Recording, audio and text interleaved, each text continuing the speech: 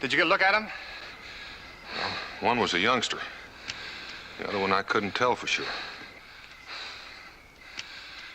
What do we do now?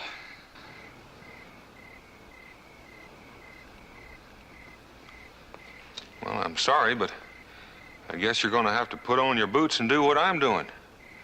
Walk.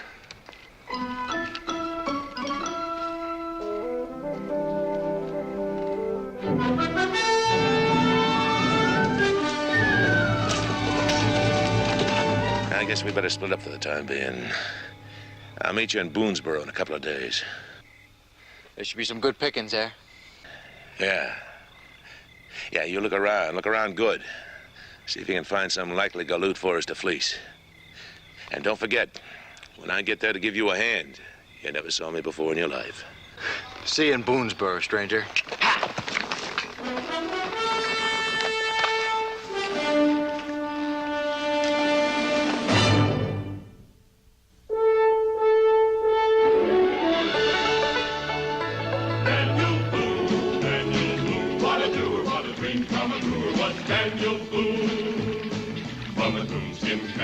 Top of old Dan to the heel of his rawhide shoe.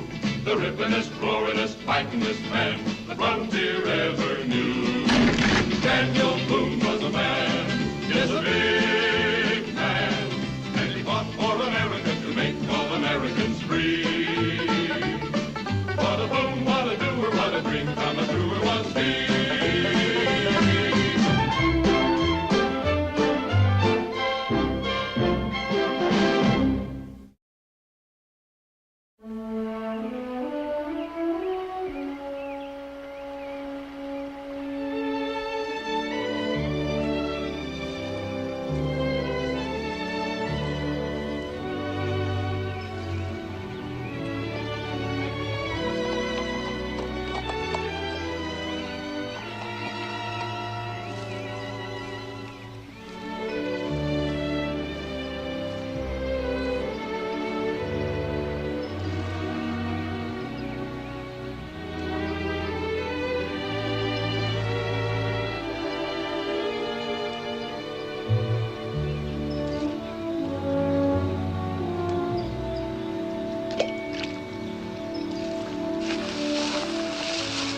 What were you doing? Oh, a good deed. Sneaking up on a person like that? That's no good deed. But I just saved your life. Did you ever hear the story of the ancient Greek who gazed into a pool and fell in love with his own beauty and turned into a statue? I don't like people making fun of me. Well, I wasn't. You're too pretty to turn into stone anyway. And if I had a stone, I'd give you a clout you'd not soon forget. I'd probably deserve it. I didn't mean to frighten you. Oh, well, I wasn't scared. Takes more than a back-east stranger to spook me. I'm sure it would. I'm from Boston. You know where that is? Of course I know. We're not savages out here. I can read and write, and my pa's taught me plenty about the history of our country. I'd like to meet him. My name is David Ellis. Do you live nearby? In Boonesboro. Oh, Daniel Boone's settlement. Do you know him? Well, might say we're on speaking terms. Good morning.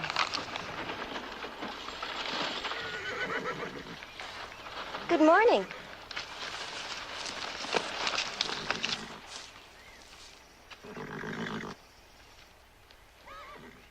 And which way to Boonesboro? Oh, it's straight up the road you're heading. Not more than 3 miles. We made it, Marnie. We made it. Bless the Lord. That's the way my pa always gives thanks to the Lord, in a loud, clear voice. Amen to that, Paul. Amen to that. She's a young girl, isn't she, Marnie? That she is, Paul. And she's got a handsome young fellow with her. We come a long way, child. All the way from Philadelphia. I'm going to build me a house and open a business in Boonesboro. A business? I sell clocks, and I fix clocks. But, Well, blindness don't stop Paul. He can fix a clock like nothing you ever seen. My hands, child, hands and fingers, they know the way. They have knowledge of their own. Yes, sir, I saved my money, and I'm going to open a shop here. First one we're going to talk to is Mr. Boone. oh, he's not here. Well, I mean, he's not in Boonesboro.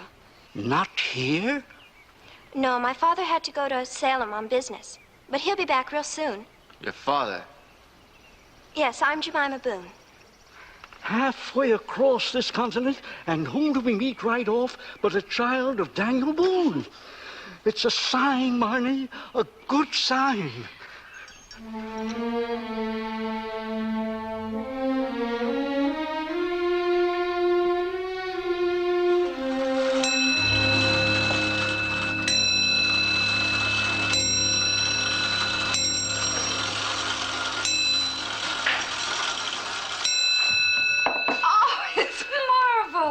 It sure is something.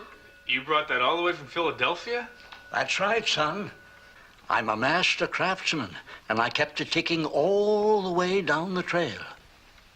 But weren't you bothered by Indians? When they saw my Paul was blind, they were real kind. I guess there's compensations for being like I am. What's compensation? It's something you get for something that's taken away. Well, they're teaching the children real good in school nowadays. I'm not a child, and the correct phrase for teaching is well, not good. Thank you, Jemima, thank you. Do it again, Mr. Tulson. Do it again.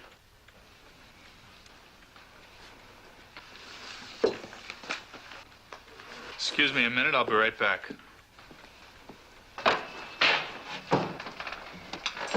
What do you want? Oh, I wanted to talk to Mr. Boone about work.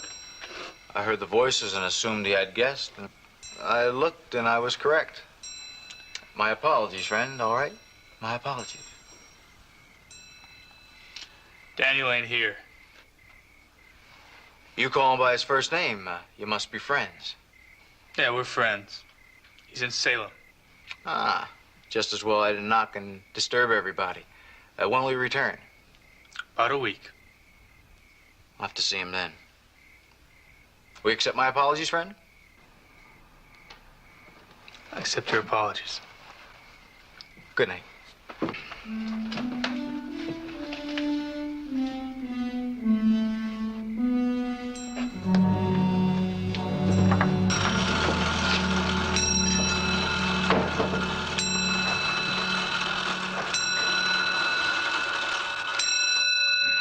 Paul was the finest clockmaker in the colonies. With big clocks, I think he still is.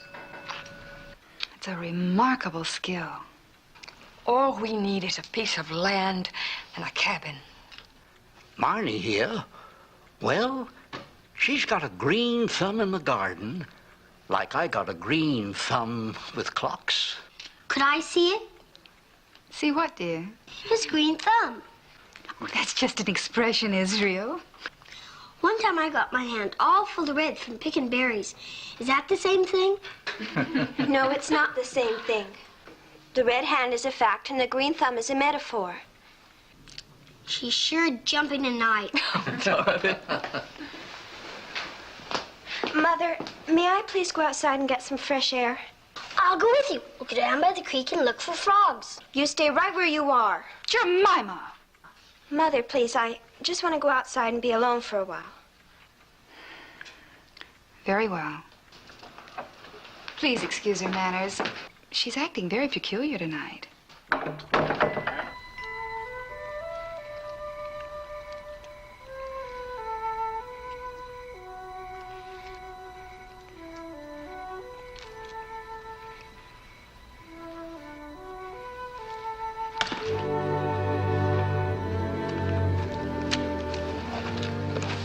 Don't you know it's improper to scare a man like that? Oh, I just saw you here, so I thought I'd get even. Well, I'm glad you did. I was hoping you'd come out. You certainly were staring at the window like a Halloween goblin.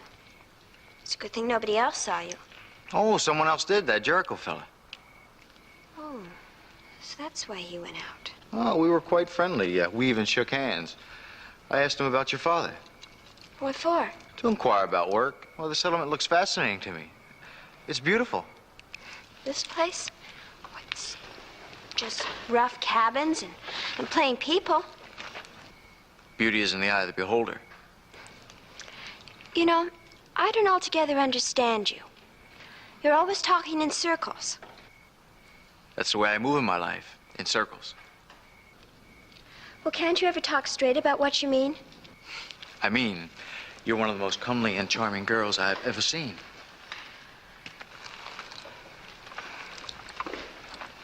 See what happens when I tell what I mean? I'm a serious girl, Mr. Ellis. I don't go for trifling talk. But I meant what I said. Out here, words like yours don't slip off the tongue quite so easily. Real feelings. Well, they take time. I suppose they do. What do you feel about me? Well, I don't know you. And I haven't kept company with a boy before, so I don't know much about that either. Well, I can't suffer too much by comparison, then. You're better to look at than most I've seen. Thanks. I have a feeling that won't be enough. You must have a very low opinion of yourself. I don't have any opinion at all. I can't afford one. My father says, what a man thinks of himself is what he can become. He's very observant. Oh, he has to be. To stay alive in this wilderness. This isn't the wilderness. The wilderness is back there in the cities. Again, you're just saying words. Bear with him. I'll only be here for a short time.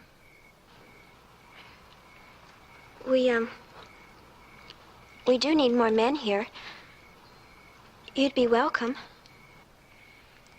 I usually overstay my welcome, Miss Boone. Well, if you do stay. It's Jemima. Jemima?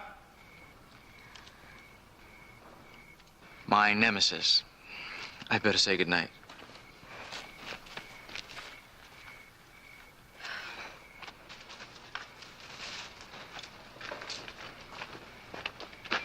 What were you doing with him? Talking? Do you know him? Of course I know him. We've met. Now listen, Jemima, I don't trust him. I don't recall asking whether you did or not. Your pa asked me to look after things while he was away, and that's exactly what I'm gonna do. Would you mind releasing me? It was you he came looking for, wasn't it? And he said he came looking for a job. You know something, Mr. Jericho Jones? What? I'm not a child. So you take care of your business, and I'll take care of mine.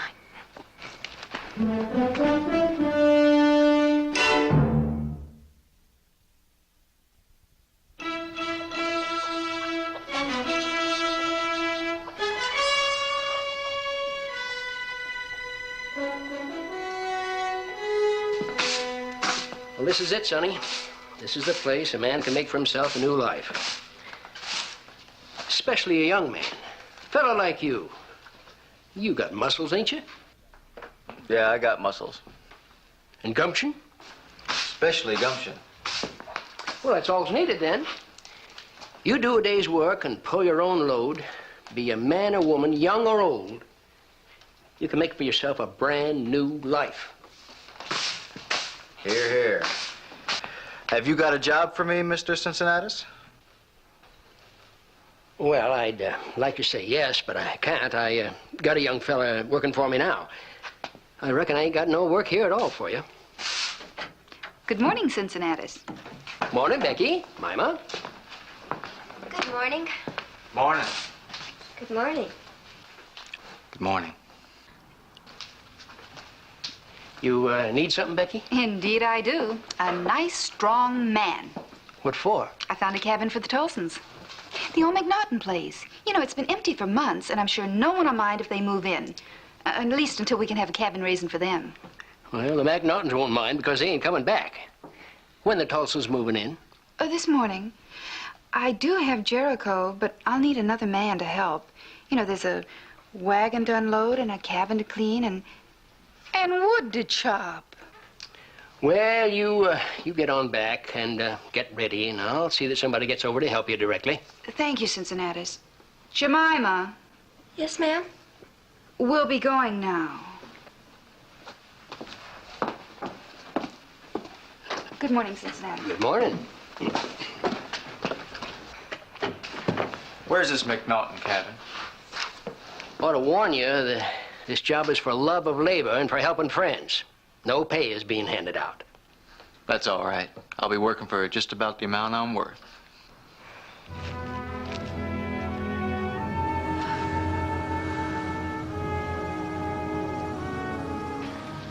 Well, here it is, the McNaughton cabin. Welcome home, friend. I'll start unloading. I understand you ladies need some help. You still around? Marnie, that's the young fellow we met on the trail yesterday. That's right, Paul. The young man who was with Jemima. You do need help, don't you? Mrs. Boone, you recall me. I was in the tavern when you came in. My name's David Ellis. I'm sure we'd be most grateful for your help. Jericho, what would you like Mr. Ellis to do? Chop wood. A home should have kindling and firewood. Stacks of it.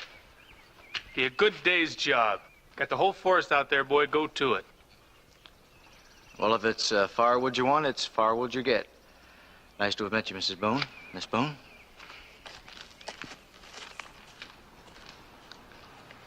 It is curious. What is, Ma? Everyone seems to know that young man but me. Oh, well, let's get to work. Bring the brooms, Jemima.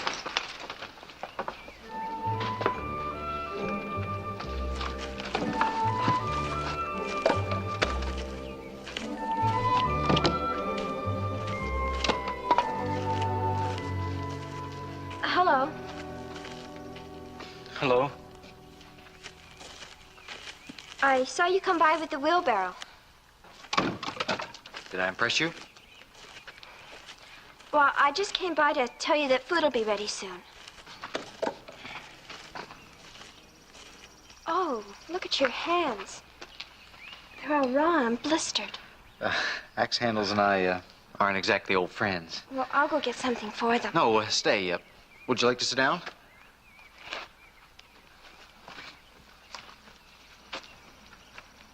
May I join you?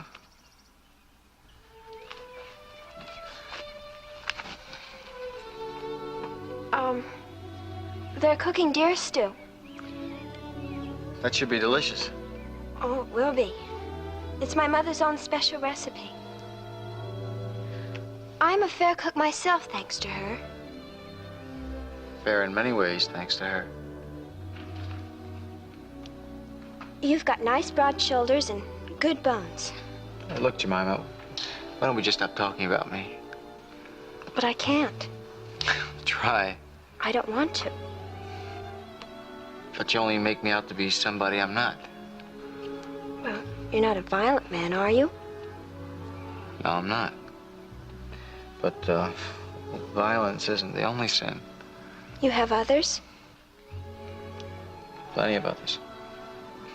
Can't be very bad. Why not? Because I like you. And I couldn't like anything that was really bad. Listen to me. You shouldn't be troubling with someone like me. But I am troubled. Don't you understand? I am troubled.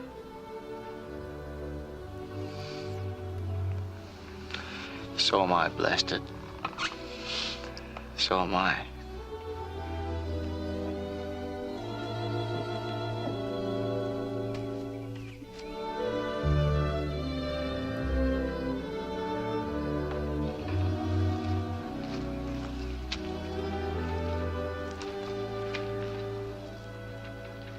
Mima? It's time for you to set the table, dear. Yes, I was just coming. Well, aren't you going to come? I'll be along in a minute. Go ahead. Well, I'd better be getting back to my work. Oh, David, don't run away. I was hoping we could have a little chat. All right. Where's your home, David? It was Boston. Oh? Do your people still live there? Well, my father was a banker until the bank failed. Then my mother died several months later. I left Boston shortly after that. Is that what you wanted to know, Mrs. Boone? I'm sorry, David. You have had a hard time, haven't you? Forgive me, Mrs. Boone, but I'd rather not discuss it.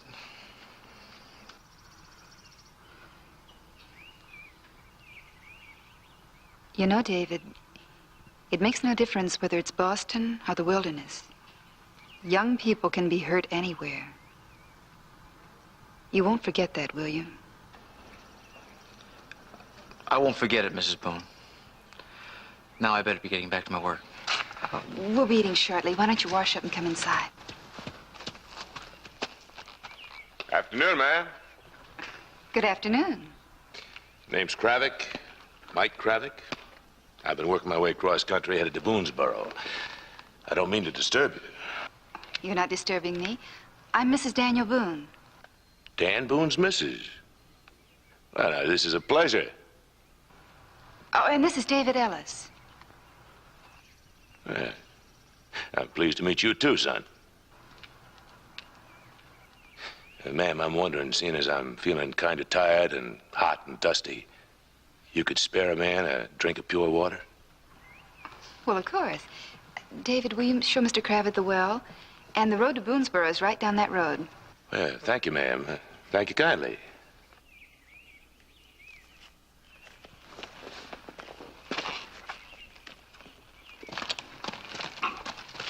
Well, partner, how's the pickings here? There's nothing, Mike. Nothing? Oh, come on, boy. This is old Mike you're talking to. I can just hear the coins are jingling in this air. Mike? Yeah? We're going on. Out of here. Oh, you're trying to hurry me out, huh? I'll tell you, boy, we'll move out just as soon as we get ourselves a big, fat poke. Because there's got to be money here. Now, I'm going to find that well. I got myself a powerful thirst.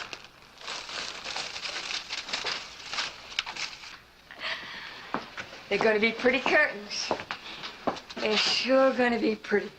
Well, a new home should be more than just 4 walls. It should have pretty curtains. Why, Mima, you talk as though you're planning a home of your own.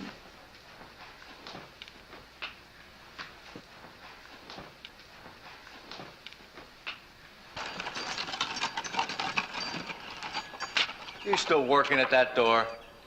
You sure take all the easy jobs, don't you? Any job you take would be hard, even blowing feathers.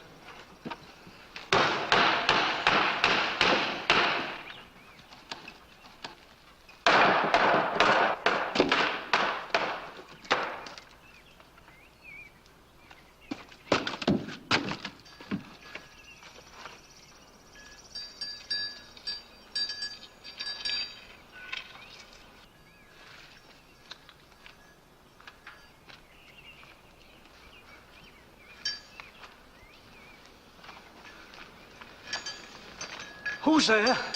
It's me, Mr. Tolson, David Ellis. It's the garden, isn't it? That's right. I'm just standing here listening. To what, Mr. Tolson? To life.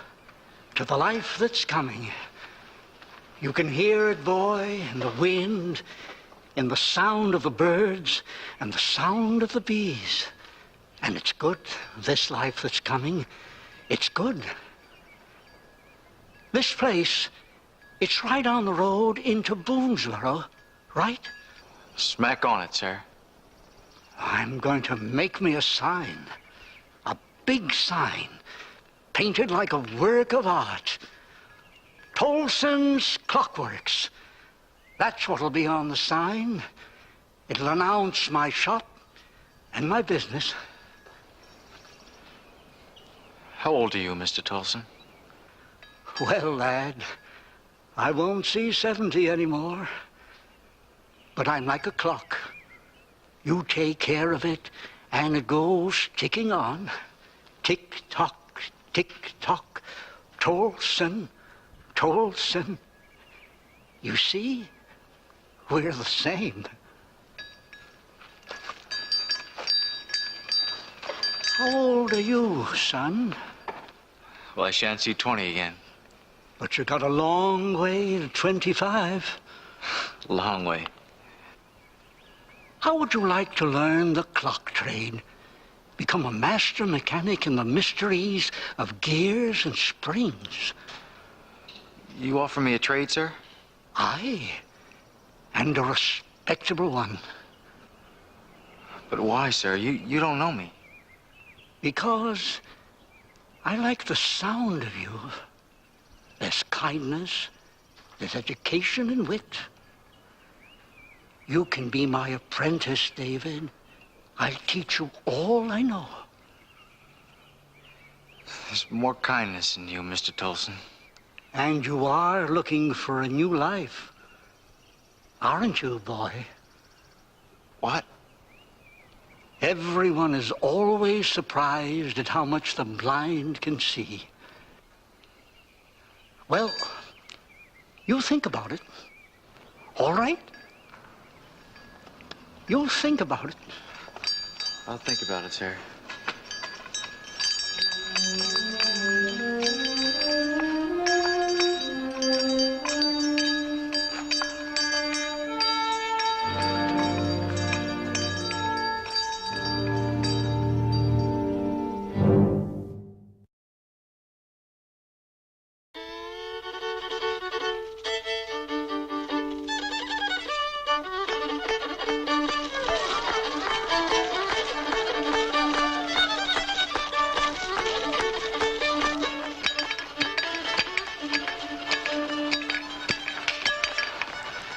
What do you see? Everybody's dancing, Paul. Everybody's having a good time. Especially the young folks. A christening. That's what a housewarming is like, Marnie. A christening. Like welcoming a newborn child into the world. I see that boy David and that pretty Jemima.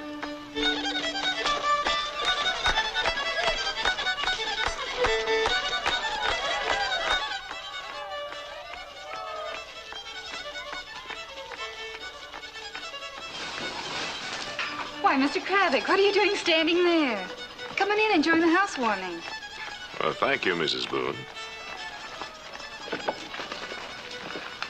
There's punch for the gentlemen, punch for the ladies, and help yourself to the food. I'll get around to it, ma'am. But first, I'd like to know who's my host. The Tolsons. They're sitting right over there. Oh, thank you. I'll just pay my respects. Enjoy yourself.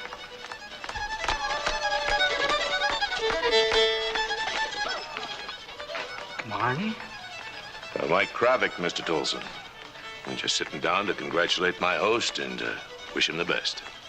Thank you, Mr. Kravik. This is certainly a sight and a joy to behold. Everybody having pleasure here in the wilderness. It's a sure sign of times to come. That's just the way I feel, friend. A sign of the good times to come. I'm just sorry Dan Boone ain't here. I rode all this way to shake his hand. Folks owe a lot to him. Yes, sir, that they do. I understand you're a clockmaker, Mr. Tolson. That I am. And I'm opening a shop right here in Boonesboro. That's my faith in this country. Well, that's all well and good. And meanwhile, a man's got to live. Just what do you plan to do until you get some business? I'll be all right, Mr. Kravik. I'll be all right. Will you now? I got money. Saved all my cash for a rainy day. I can take care of myself for quite a time. Well, now, I'm glad, Mr. Tolson. Yes, I'm sure glad. I just come over to offer my best. Barney, Yes, Paul? we had a chat. Pleasant chat. Well, thank you, Mr. Kravick. This is my daughter, Marnie, Mr. Kravick. Well, the pleasure's all mine, man.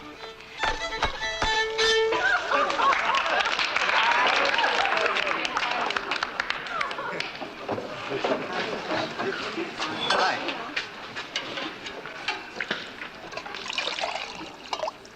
Oh, that's for the grown-ups. This is for ladies and young ones. Oh, well, I didn't want any just the same. Thank you.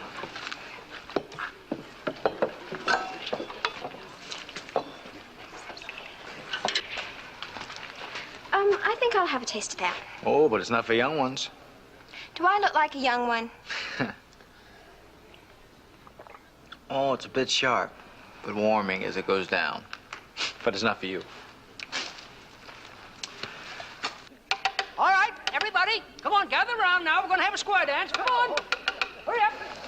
That's it. Have you been inside the cabin? Here we go. Oh, not since this morning.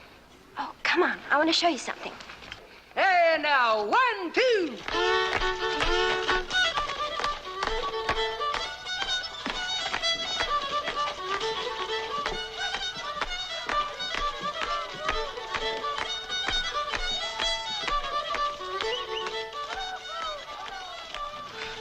They've been together all evening. Could be they're in love. They just met yesterday. I felt the same way 1 hour after I met Dan. Could be something else, you know. What's something else? Could be taking advantage of her. But they're marvelous. It's like a fairy tale world, isn't it? They sure fascinate me. Oh, it's such a pretty cabin, isn't it? Well, it looks like it can keep out cold and rain forever. It's because it's a home, and it's meant for people who love each other. Oh, it's what I want, David. More than anything in the world, it's what I want. Oh, it smells so new. And it ought to be for people beginning new. Have you ever heard of first smoke? What?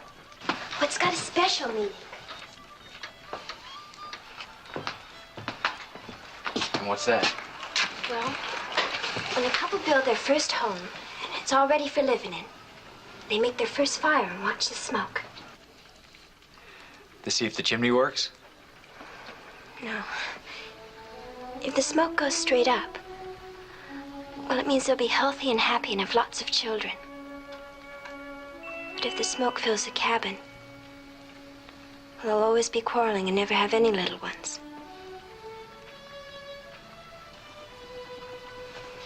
This smoke's going straight up. Where'd you hear all this? From the Indians? Yes, it's Indian talk, but it's true. But this isn't a house for young people. It's just about the right size. Small enough for me to take care of, and large enough if we ever have any... Jemima. Oh, I can see it all now. I'd wake up early in the morning and make him his breakfast, and send him on his way. In the evening, the place would be shining, and children's faces washed, all waiting for him to come home. How quickly this all has happened. Oh, don't you see it in the smoke, David? Listen to me, Jemima. Don't you want it all to come true? It can't. Why not? Well, I'm wrong for you. Well, these clocks, at least they can tell the truth. I can't even do that. Oh, that's nonsense. Jemima, you don't know anything about me or about my past. But it's not the past I'm interested in. It's the future. Jemima. Now, you listen to me. True, we've just only met, but I know how we feel about each other. Even if you haven't said it yet, I know. I'm sure. But... Did you hear me? I said I'm sure. Jemima. Now, ain't that pretty?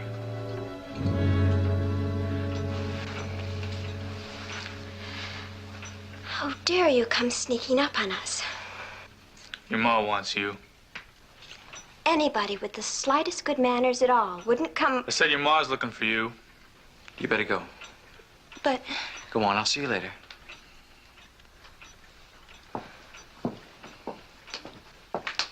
At least you could have knocked on the door.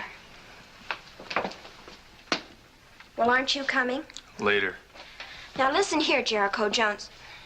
If you've got any ideas, I mean, if anything's going to happen, you've got no right whatsoever. Nothing's gonna happen, Jemima. You go on outside.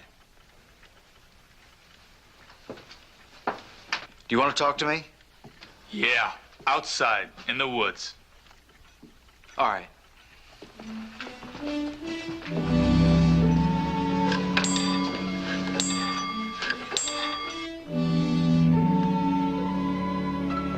What's that for? Just in case you don't answer my questions right. What questions? About Jemima. Just what are my intentions toward her? Yeah, you catch on real quick. Well, I hope you do too, because my answer's none of your business. Now listen, I'm not gonna let you lead her on, so you answer me, you hear? I repeat, my feelings toward Jemima are absolutely private and of no concern of yours. I'm sure your heart's in the right place, but you're stupid, do you know that? Get up. Look, I'm not gonna fight you over Jemima. Because she don't mean very much to you, does she? You're Jemima's friend. Then I got your answer. You're a sneak sneaking around a young, innocent girl, leading her on. Get out of this settlement. By sunup tomorrow, I want you 50 miles from here.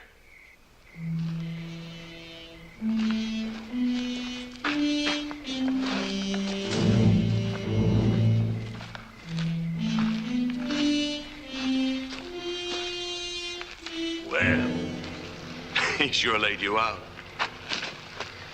What do you want? What was it all about? Why don't you go ask him? Now, you're kind of edgy, ain't you? He must hit pretty hard. I asked you what you wanted. Well, you, partner, I've been looking for you. I got something that's gonna make us both rich. What? Mm-hmm. You should have found out about it yourself. That old man Tolson's carrying a bag of money on him, gold. His life savings now. He is our Pickens boy. He's not mine. Meaning? I'll give it to you plain. I've done a lot of raw things in my life, cheated, stolen, but I can't do it to that old man. Oh, I see. You're getting principles, huh? All of a sudden. Call it what you will. Oh, boy. You really believe you could ever lead some different kind of life? There won't be any kind of life for you if you try it. That ain't nice. Now you're even starting to figure you'd be a match for old Mike, huh?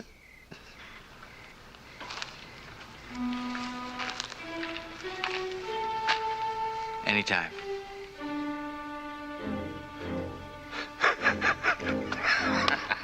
You know something? I'm gonna stick with you all night, just in case you get any ideas.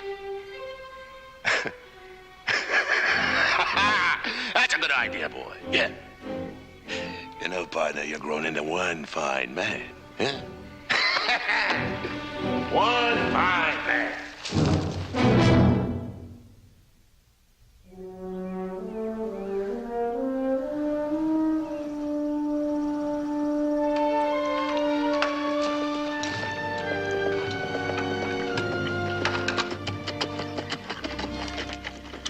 Morning.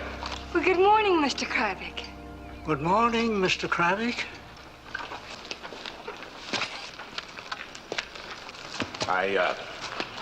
I see you're headed someplace. Marnie's driving me into the settlement to pick up some supplies. Oh, well, I'm going that direction, Mr. Tolson. I'd be glad to drive you there and back. Why, thank you. That would be a kindness. Marnie's got an awful lot to do here. I'd sure be grateful to you, Mr. Krabik. You can leave your horse here. I'll take good care of it. Well, sure, that's a good idea, thank you. Well, sooner started, sooner there. We got a big list of things to get, Mr. Krabik. You sure you won't mind? Mind? Why, no, Mr. Tolson, it'll be a pleasure. A real pleasure. And don't you worry, pretty lady. I'll take good care of her.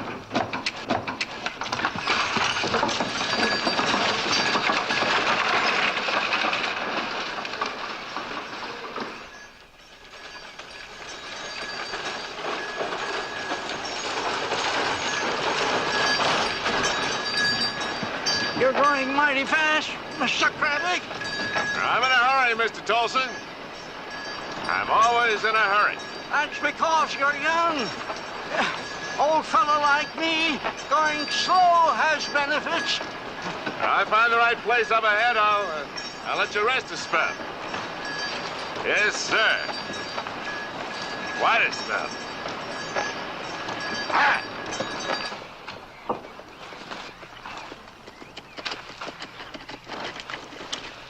You see Mike Kravik? Well, sure, he was just here.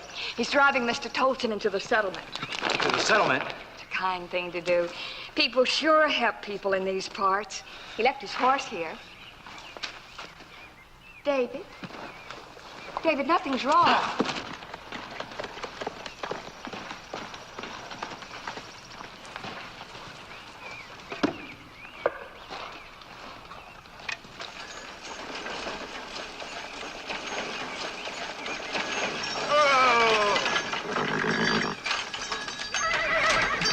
What is it, Mr. Kravik? What's wrong? Nothing's going to be wrong, Mr. Tolson. It's me, David Ellis.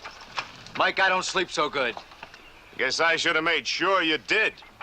You should have. Put down those reins to get off that wagon. I can't do it, boy. Not till I get what I'm after. What is it? Will you tell me what it is, David? He wants your money. No. No. Yes.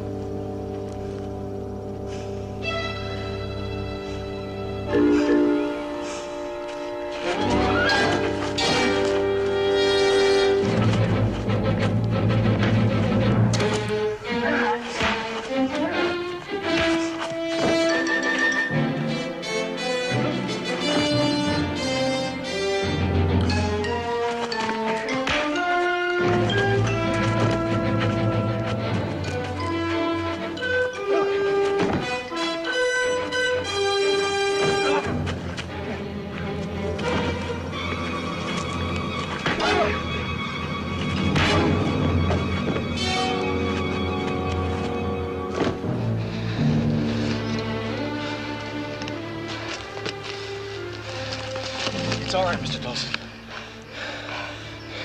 It's all right now.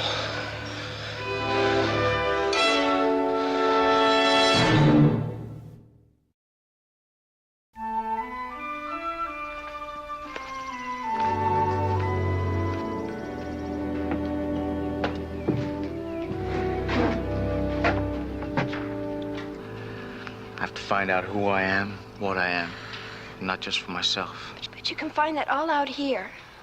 That'd be too easy. The people here are good, honest, and it wouldn't work. I have to go back to that other wilderness. The cities? The cities, where it all started, where the temptation is. Why? See if I can stand up to it. Oh, no, David, please, no. I've got to, Jemima. It's the only way I can give any kind of lasting meaning to my life. That'll take time. A long time. Maybe it will. But Jemima, if it works out, I want you to remember one thing. I know the way back.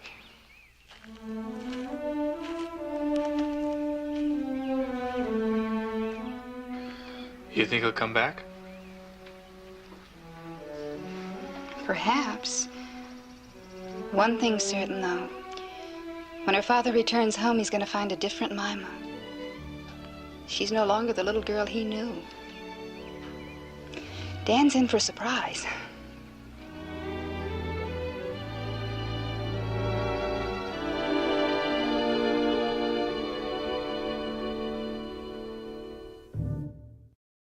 Daniel Boone was a man, yes, a big man, with an eye like an eagle and as tall as a mountain was he. Daniel Boone was a man, yes, a big man. He was brave, he was fearless, and as tough as a mighty oak tree. From the coonskin cap on the top of old Dan to the heel of his rawhide shoe, the rippin'est, roarin'est, fightin'est man the frontier ever knew. Daniel Boone was a man, yes, a big man, with an eye like an eagle and as tall as a mountain was he. Daniel Boone was a man, yes, a big